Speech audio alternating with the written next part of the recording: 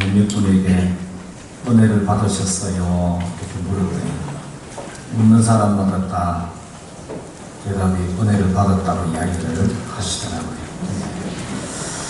저는 이 말씀이 마음에 좀 찔림이 되었어요.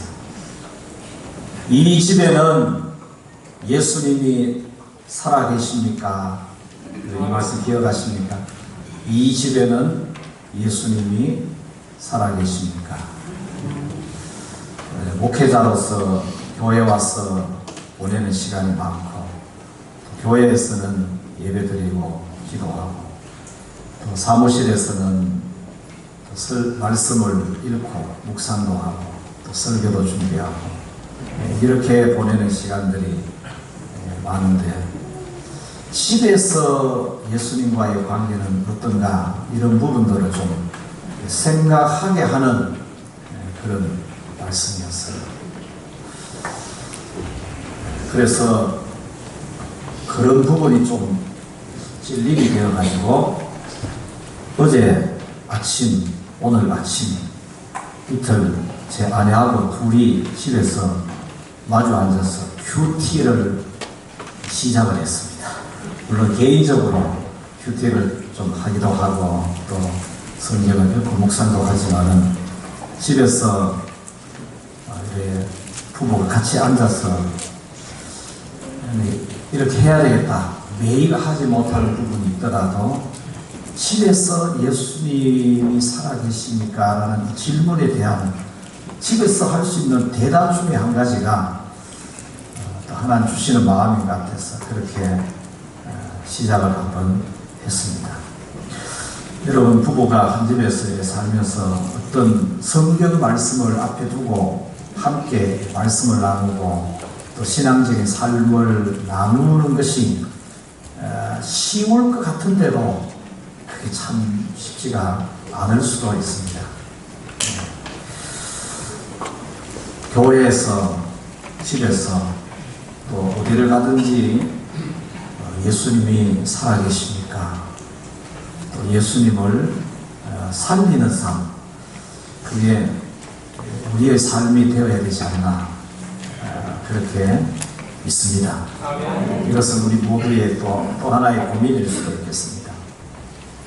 여러분, 예수님은 보이지 않는 영이신 하나님이 보이는 사람의 모양으로 이 땅에 오신 하나님이 바로 예수님입니다.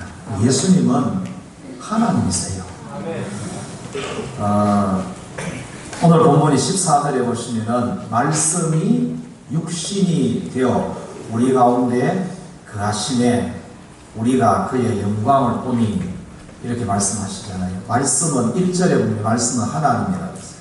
하나님이 육신이 되어서 우리 가운데 이 세상에 오셨는데, 그런데 그분을 그냥 평범한 사람으로 보는 사람이 있고, 그런데 그분의 본래의 영광을 보는 사람이 있는 거예요. 그분의 본래의 영광. 그래서 예수님이 제자들에게 사람들이 나를 누구라 하느냐 묻고, 또 제자들에게 너희는 나를 누구라 하느냐라고 물었어요. 사람들의 대답은 그냥 사람으로 대답한 거예요. 잘 대답한 것이 선지자 누구 이렇게 대답합니다. 너희는 나를 누구라 하느냐? 주는 그리스도시요 살아계신 하나님의 아들입니다. 하나님의 아들이니까 하나님이시잖아요. 그의 영광을 보는 것이죠. 그렇게 예수님이신데도 하나님으로 볼 수 있는 것, 여러분, 이게 하나님의 큰 은혜인 줄 믿습니다. 그런데 그 예수님을 오늘 본문에서는 이렇게 표현했어요. 그분은 생명이다. 그분 안에 생명이 있다. 또 그분은 사람들의 빛이다. 그런데 빛인데 그냥 이런 빛이 아니고 참빛이다. 이렇게 말씀을 하시면서요, 여러분, 그 4절 말씀이 바로 이제 그 말씀이죠. 그 안에 생명이 있었으니 이 생명은 사람들의 빛이라. 이렇게 말씀하시면서 예수님을 빛이라 말씀하시면서 또 또 반대로 세상은 어떻게 표현하시느냐? 어두움이라고 그렇게 표현했습니다. 5절에 보시면은 빛이 어두움에 비치래. 예수님이 이 땅에 오신 것을 빛이 어두움에 비친 것으로 그렇게 말씀을 하셨습니다. 예수님은 빛이고 세상은 어두움이고, 그렇게 말씀하시는 거죠. 이 어두움이 깨닫지 못하더라. 그리고 9절 말씀 한번, 그 9절은 같이 한번 읽겠습니다. 9절 시작. 참빛 곧 세상에 와서 각 사람에게 비추는 빛이 있었나니. 아멘. 예수님은 참빛이 되신다. 세상에 와서 각 사람에게 비추는 빛이라고 했어요. 여러분, 어두움을 비추는 빛은 여러 종류가 있습니다. 지금 우리 여기 이 공간 안이 이 진정에 있는 전기불을 다 끄면은 이게 좀 어두워요. 그렇죠? 공간의 어두움을 몰아내는 것이 옛날에 우리 어릴 때는 촛불, 구름불 그러잖아요. 그리고 이제 이 전기불 이런 것은 이 공간의 어두움을 몰아내요. 이 만물의 어두움이 있습니다. 우리가 지금 교회 밖에 나가면은 하늘의 그 태양빛이 이 만물의 모든 어두움을 다 몰아냅니다. 어두움을 비추어 주시오. 저 태양빛에게는 또 어떤 어두움을 밝혀주는 빛만 있는 것이 아니라 그 빛은 또 어떤 식물이라든지 이 만물에게는 또 이 생명력이 있습니다. 생명이 살려주는 그런 태양빛 역할을 하시죠. 그런데 신경에 보이는 이 빛이나 밖에 나가면 태양 하늘에 있는 저 태양빛이 그것은 사람의 마음에 어두움을 몰아내는 이런 빛은 못해요. 사람의 영혼에 있는 어두움을 몰아내는 그런 빛은 못합니다. 그 빛은 각 사람에게 비추어서 각 사람에게 있는 그 어두움을 몰아내고 그 어두움 대신에 그 사람의 마음에 그 영혼을 빛이 되게 하고 밝게 되게 하는 이런 참빛 생명의 빛으로 오신 예수님만이 그 일을 할 수가 있어요. 예수님만이 그 빛이 되시는 거예요. 그래서 예수님을 참빛 또는 사람을 비추는 빛 또는 생명의 빛 여러분 이렇게 말씀하셨어요. 여러분 사람은 자기 속에 있는 어두움을 이게 참 이게 숨길 수가 없어요. 또 밝은 옛날에 이런 사랑을 하면은 이뻐져요, 그죠? 이뻐진다는 말은 밝다는 것이죠. 여러분 웃는 얼굴이 다 이뻐요. 옆 사람하고 웃어주시죠. 옆 사람이 오늘 웃음의 선물을 한번 밝게 한번 웃어줘보세요. 네. 옆에서 웃으면서 대해주면은 나도 웃으면서 대하게 되는 것이죠. 이 안에 있는 이 밝음 이것도 숨길 수 없고 대신에 어두움도 숨길 수 없어요. 여러분 마음이 어두우면 이것이 뭐로 드러나요?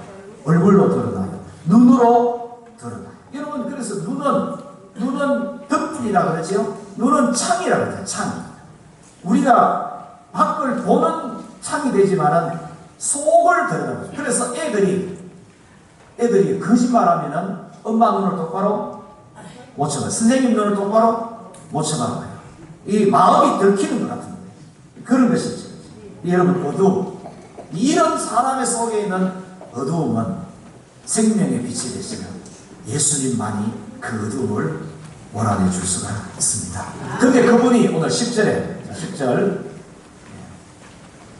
시작. 그가 세상에 계셨으며 세상은 그로 말미암아 지은 바 되었으되 세상이 그를 알지 못하였고. 이 말씀에 의하면 여러분 어두움이 무엇이냐? 그것은 참빛을 모르는 것이 어두움이다.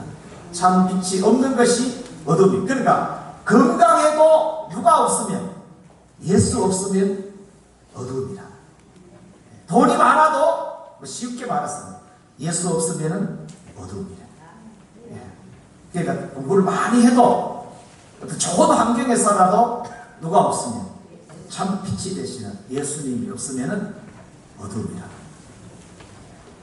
옆에 있는 사람 당신은 어디에 속합니까? 자, 11절 말씀 봅니다. 11절 시작. 자기 땅에 오매 자기 백성이 영접하지 아니하였으나, 오늘 11절에서는 어두움을 이렇게 표현했어요. 자기 백성이 영접하지 아니하였다. 그러니까 참 빛으로 만물의 주인이 되시는 하나님이 육신으로 이 땅에 오셨는데 그분을 영접하지 아니하는 사람이 어떤 사람이다? 어디에 속한 사람이다? 어두움이다. 어두움에 속한 사람이다. 그런 뜻인 것이죠. 그래서 여러분, 예수 없는 곳이 어두움입니다. 예수 없는 곳이 어두움. 예수 없는 사람이 어두움의 자식입니다. 어두움의 자식, 예전에 어둠의 자식이라는 소설도 있고 영화도 있었어요. 예수 없는 사람이 어둠의 자식. 여러분, 예수님이 영원히 계시지 않는 세계를, 흑암의 세계를 예수님께서 바깥 어두움에 쫓아내렸죠. 바깥 어두운데, 여러분, 그것을 엄부라죠. 엄자라는 것은 어둡다는 거죠. 엄부, 지옥. 이건 바로 영원히 예수님이 계시지 않는 세계, 이렇게 말씀을 하셨어요. 그래서 이것을 해결할 수 있는 길이 12절입니다. 자, 12절 있습니다. 시작. 영접하는 자, 곧 그 이름을 믿는 자들에게는 하나님의 자녀가 되는 권세를 주셨으니. 아멘. 아멘입니까? 그러니까 1절부터 11절까지 말씀에 의하면은 영접하는 자, 그 이름을 믿는 자들, 그래서 하나님의 자녀가 되는 권세를 얻은 자들이 누구냐? 어두움이 없는 사람. 그런 의미예요. 어두움이 있는 사람이면은 아직 영접한 게 예수님의 생명의 빛이라고 했잖아요. 참 빛이라고 했잖아요. 없으면은 어두움인 것이죠.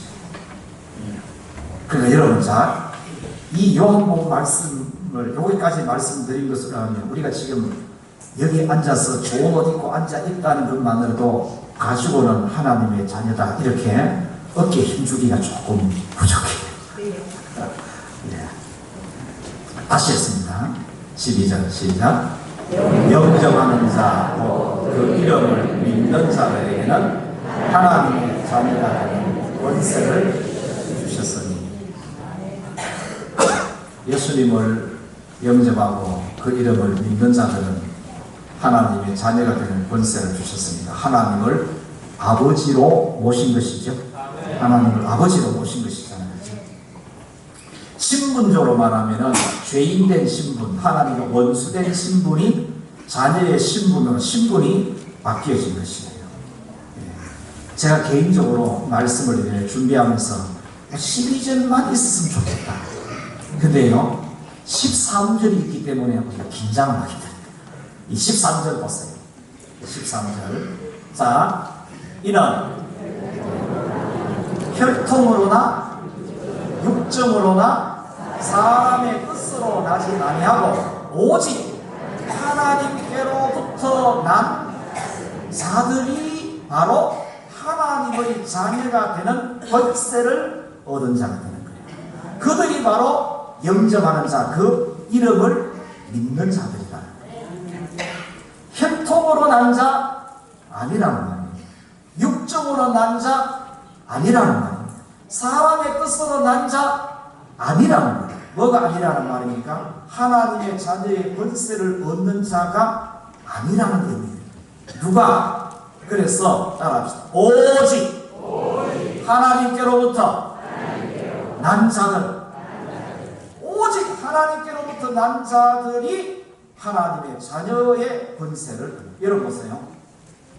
제가 아버지라고 불렀는데 나는 아버지로 인정하는데 아버지가 나를 인정해 주지 않으면 곤란하잖아요.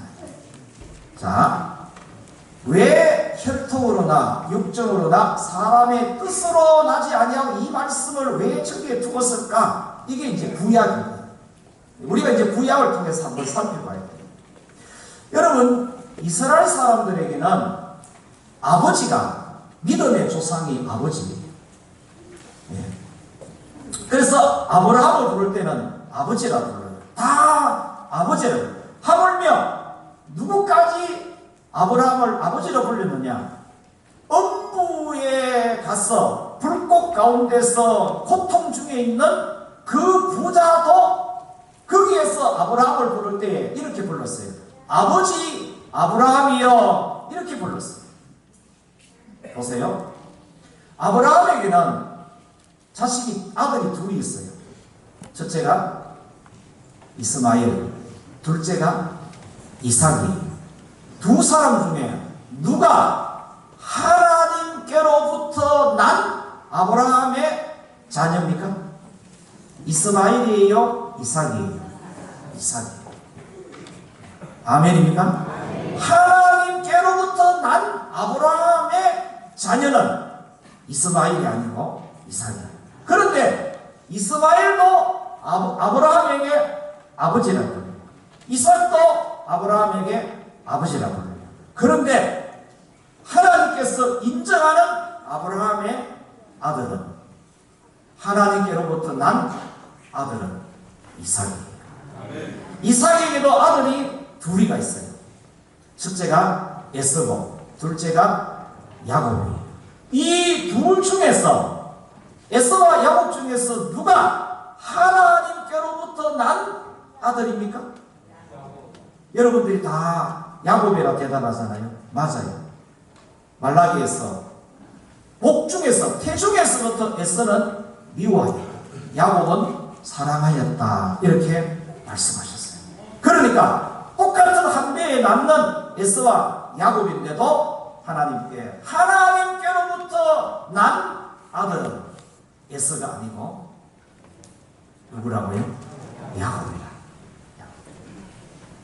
그 야곱에게 12아들이 있고 그 12아들을 통하여서 이스라엘이라는 나라가 형성이 됩니다.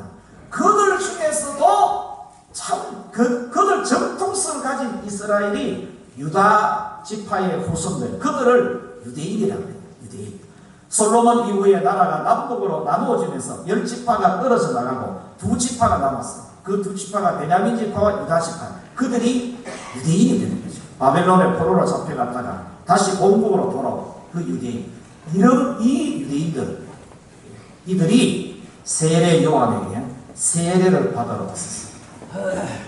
우리가 아브라함의 자손이다, 그렇게 말했어요. 그러니까 세례 요한이 뭐라고 말했어요? 여러분, 세례 요한이 뭐라고 말했습니까? 이렇게 말했어요. 마태복음 3장 9절에 속으로 아브라함이 우리 조상이라고 생각하지 말라. 내가 너희에게 이르노니 하나님이 능히 이 돌들로도 아브라함의 자손이 되게 하시리라, 이렇게 말씀하셨어요. 이 말씀을 듣는 백성들이 세례 요한에게 돌멩이 들만하겠죠. 네. 그런데 문제, 중요한 것은 세례 요한이 하나님께로부터 보냄을 받은, 오늘 6절에는 그래, 하나님께로부터 보냄을 받은 세례 요한이 이렇게 말씀을 했다는 사실입니다. 누가 하는 말이 정확한 거예요. 속으로 우리는 아브라함의 자손이라고 여기고 있는 그들이 맞는 겁니까? 세례 요한이 하는 말씀이 지금 맞는 거예요. 누구 말씀이 맞는 것입니까? 여러분, 그래서 우리는 하나님의 말씀을 잘 들어야 돼요. 그러면은 오직 하나님께로부터 난 하나님의 자녀들은 누군가? 그것은 로마서를 통해 답을 좀 찾겠습니다. 로마서 8장 9절부터 좀 띄워주시기 바랍니다. 로마서 8장 9절부터.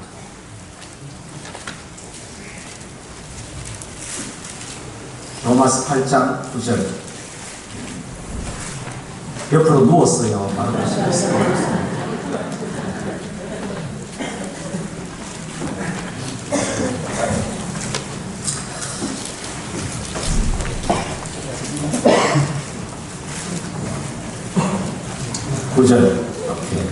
자, 9절 있습니다. 오늘 성경을, 로마서 8장 9절부터 몇 절을 읽으니까 그렇게 좀 따라와 주시면 좋겠습니다. 여러분, 말씀을 자세히 한번 읽어보겠습니다. 있습니다. 시작. 만일 너희 속에 하나님의 영이 거하시면 너희가 육신에 있지 아니하고 영에 있나니 누구든지 그리스도의 영이 없으면 그리스도의 사람이 아니라. 아멘입니까?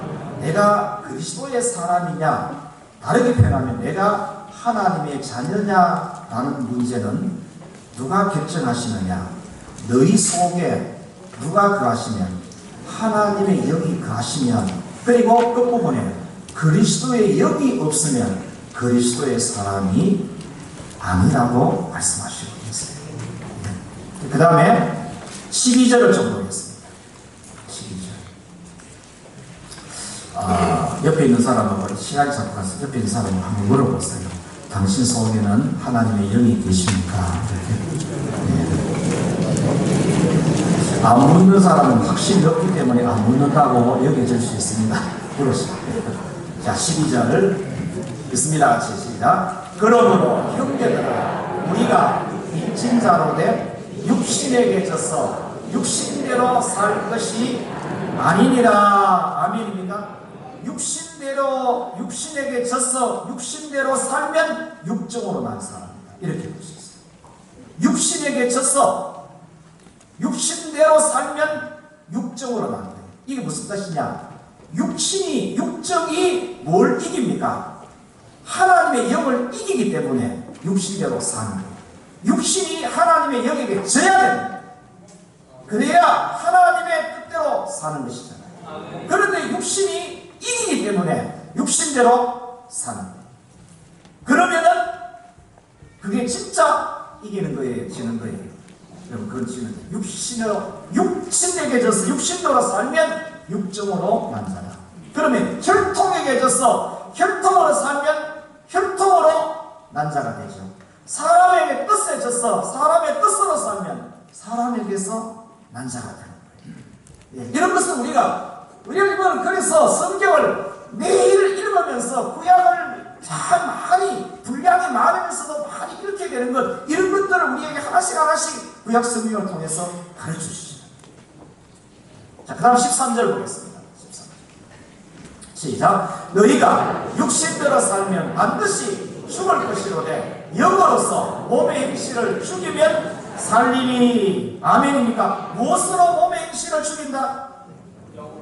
영으로서 몸의 행실을 죽이는 것이 죽는 것이 아니고 뭐 하는 것이다? 사는 것이다. 하나님 앞에서 사는 것이다. 육신대로 살면 하나님 앞에서 죽는 것이지만은, 그러나 영으로서 몸의 행실을 죽이면은 하나님 앞에서 그 제대로 사는 것이다. 그런 말씀이 되죠. 그렇죠? 예. 하나님의 뜻으로 내 뜻, 자기의 사람의 뜻을 이기면은 그것이 하나님께로부터 난 자라는 것이 드러나게 되는 것입니다. 여러분, 예수님께서 이렇게 말씀을 마태복음 7장에 나더러 주여 주여 하는 자마다 다 천국에 들어갈 것이 아니요 하늘에 계신 너희 아버지의 뜻대로 행하는 자라야 들어가리라. 예수님이 이렇게 말씀하셨어요. 그렇죠, 그렇죠? 예, 그 다음에 14절 보겠습니다. 14절 시작. 무릇 하나님의 영으로 인도함을 받는 사람은 하나님의 아들이라. 누구의 인도함을 받는 사람? 하나님의 영으로. 구절에 하나님의 영이 우리 안에 거하여야 된다 그랬죠. 그래서 하나님의 영이 내 안에 거하여서 하나님의 영이 나를 인도하고, 그 인도하심에 내가 육신을 깨뜨려서 그 하나님의 영에 내 육신을 복종시켜서 그렇게 살아가는 자들이 하나님의 아들이다. 그래서 여러분, 이 말씀만 봐도 우리는 내 안에 하나님의 영이 계시는가, 그래서 그분이 나를 인도하고 내가 그분에게 따라서 살아가는 이런 삶을 살렸고, 사람 예는 부분은 다 부족하지만은 그래도 살렸고 몸부림하고 애쓰는 모습들이 우리 속에 있는 것이 하나님께로부터 난 자의 모습이다. 이렇게 볼 수 있는 것이죠. 그 다음에 15절입니다. 시작. 너희는 다시 무수한 종의 영을 받지 아니하고 양자의 영을 받았으므로 우리가 아빠, 아버지라고 부르시느니라. 아멘입니까? 하나님을 아빠, 따라합시다. 아빠! 저보다 나이가 많으신 분들에게 아빠 발음이 잘 안 나와요. 저도 사실은 어색해요. 그런데 아빠, 아버지라고 그렇게 부를 수 있는 것은 우리 안에 그분의 영이 계시기 때문입니다. 아멘이죠? 이렇게 우리로 하여금 보이지 않는 하나님을 아빠, 아버지 이렇게 부를 수 있도록 우리에게 확신을 주고 믿음을 주고 우리 마음에 그러한 감동을 주시는 분이 16절에 보면은 이분이신 거예요. 16절 시작. 성령이 신이 우리 영과 더불어 우리가 하나님의 자녀인 것을 증언하시나니. 아멘. 성령께서 우리에게 이런 감동과 확신을 주시는 거예요. 너는 예수를 영접하고 그 이름을 믿는 너는 하나님의 자녀다. 하나님께서도 너를 하나님의 자녀로 인정하니까 너에게 아버지는 하나님이시다. 그래서 하나님을 아버지로 불러라. 아버지. 언제부턴가 그 하나님 아버지가 우리에게는 친근감 있는 호칭이 되고 부를 때마다 위로가 되고 힘이 되고 능력이 되는 호칭이 되었어. 그래서 육신의 아버지보다도 영의 아버지 하나님 아버지를 더 많이 부르시는 거예요. 그러시는 분은 아멘 할까요? 제가 생각할 때 이렇게 이 집에는 예수님이 살아계십니다. 저를 한번 따라해 볼까요? 손가락을 한번 해보세요. 죄송합니다. 이 집에는 또 저를 가르치는 분이 없고 아니죠. 이 집에는 예수님이 살아계십니까? 여러분 우리 몸이 1차적으로 집이에요. 성령의 전이라고 했잖아요. 집이잖아요. 예수님이 살아계십니까? 그래서 예수님이 살아있는 이 집에 가서 집안을 살리고 가서 그것을 살리고 예수님을 살리는 일을 해야 하는 것이 하게 되는 것이 하나님의 자녀에게 주신 하나님의 권세인 줄 믿습니다. 그래서 여러분 하나님의 자녀가 되었기 때문에 자녀에게는 아버지를 부르는 것이 그게 위로잖아요. 엄마를 부르는 것이 그게 위로잖아요. 네. 이번에 우리 부흥성의 강사님 2003년도에 큰 건강의 고비가 왔다는 이야기를 여러 번 하셨어요. 결혼한 지 12년 되어도 자녀가 없다는 이야기도 몇 번 하셨어요. 근데 자녀가 생겨도 자꾸 유산이 됩니다. 그래서 입양을 했어요. 34일 된 아이를 홀터 아동복지에 가서 입양을 했다더라. 그래서 그 아이를 키우면서 그 아이를 데리고 그 복지회를 한 번씩 간다고 해요. 갔었다고 해요. 가면은 거기 있는 입양되지 않는 애들이 푹 나와서 걔들은 사랑이 고픈 애들이잖아요. 와서 이렇게 반가워하고 좋아하고 매달리기도 하고 그러다가 이제 얼마 있다가 나오면 이게 딸아이가 왔어요. 이제 아주 그 좋은 승용차 뒷좌석에 탁 앉으면 아버지 목사님이 운전석에 앉고 엄마인 사모님이 또 조수석에 앉는 이거를 그 복지에 있는 애들이 다 보면서 눈으로 느껴지는 것이 나도 저런 아빠에게 입양이 되었으면 나도 저런 엄마가 있는 집에 입양이 되었으면 나도 저런 좋은 부모가 있었으면 그런 눈으로 바라본다는 거예요. 여러분, 저와 여러분들은 하나님에게 입양된 자잖아요. 예수를 영접함으로 그 이름을 믿음으로 하나님께서 우리를 하나님 자신의 자녀로 우리를 입양하셨어요. 그 목사님의 아이는 그냥 목사님 집에 입양됐다는 그 한 가지 사실만 가지고 그 목사님의 모든 것을 다 누리는 거예요. 아니 우리도 하나님에게 입양되었으니까 하나님 아버지의 모든 좋은 것을 다 누려야 되잖아요. 하물며 하늘에 계신 너희 아버지께서 구하는 자에게 좋은 것을 주시지 않겠느냐. 아멘입니까? 네. 여러분 우리가 예수를 믿어서 그 이름을 힘입어 하나님의 자녀가 되었습니까? 하나님이 아버지십니까? 하나님의 자녀에게 주는 권세가 여러 가지인데 그 중에 한 가지만 제가 말씀드리겠습니다. 하나님을 아버지로 부를 수 있는 권세를 주셨어요. 아버지는 자녀만이 부를 수 있는 호칭이잖아요. 하나님, 이거는 모든 피조물들이 부를 수 있는 호칭. 그런데 하나님 아버지, 이것은 자녀들만 부를 수 있는 호칭입니다. 여러분, 제가 초등학교 3학년 1학기 때 저희 생모가 돌아가시고 아버지 혼자서 그때 1남 2녀였어요. 2남 1녀였습니다. 저 밑에 바로 여동생, 그 밑에 남동생이야. 아버지 혼자서 키우기 어렵다 싶어가지고 우리를 어디 고원에 보내시려고 사진을 한 장 찍어가지고 지어서 보내면은 나중에 크서라도 찾아서 만나지 않겠나, 이런 마음으로 사진관에 갔어요. 2번을 갔는데 우연인지 하나님이 섭인지 사진사가 없어가지고 사진을 못 찍었어요. 그러다가 2학기 때에 재혼을 하셔가지고 돌아가시기까지 같이 살았어요. 횟수로 계산해 보니까 49년, 50년. 그래서 제가 이 말씀을 준비하면서, 야, 내가 50년 전에 아버지를 부를 수 없는 그런 위기를 맞을 뻔했구나. 그런데 하나님의 은혜로 50년간, 죄송합니다, 요즘은 아버지 목소리 한번 듣고 싶어가지고 근데 핸드폰을 한번 지었다가 놓을 때도 있어요. 아버지가 살아계실 때 그런 걸 잘 몰라요.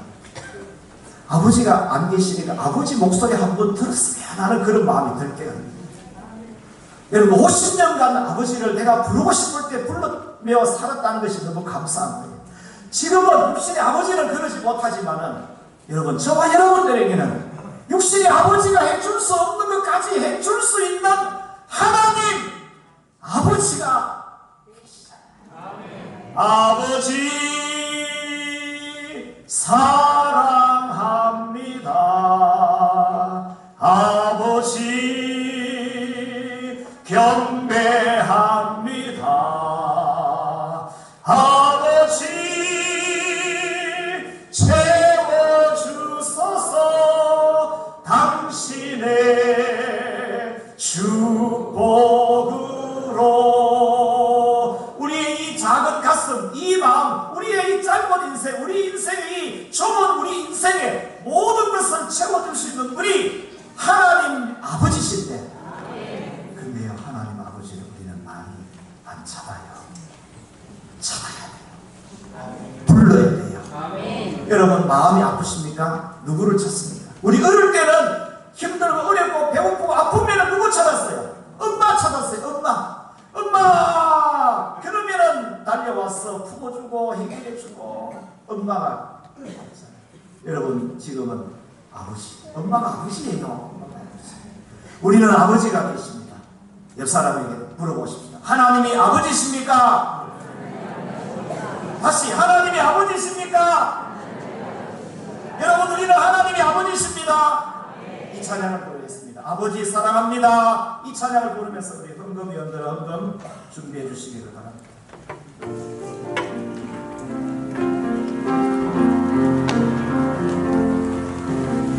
아버지 사랑합니다. 아버지 경배합니다. 아버지 채워주소서. 당신의 축복으로. 아버지 사랑합니다. 아버지 사랑합니다. 아버지 경배합니다. 아버지 채워주소서. 당신의 축복으로. 예수님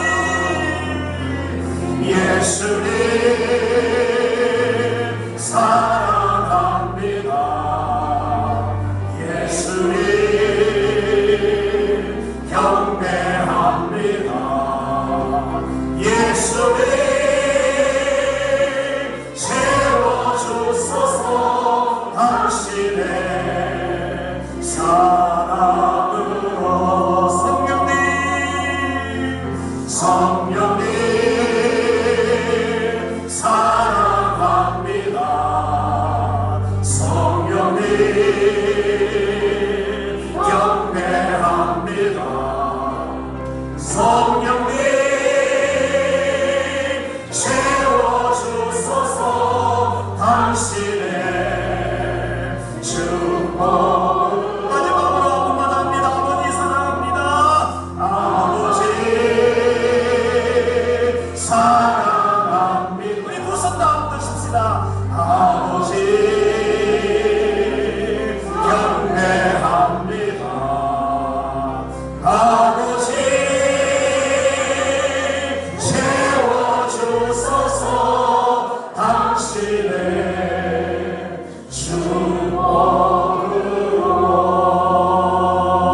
축복으로. 여러분, 우리에게는 하나님이 아버지로 계십니다. 독생자 예수님 십자가에 죽게 하심으로 하나님께서 우리를 자녀로 삼아 주셨습니다. 우리 이 시간 아버지 세 번만 부른 후에 아버지를 부르며 살겠습니다. 아버지 함께 해주시고 아버지 인도하여 주옵소서.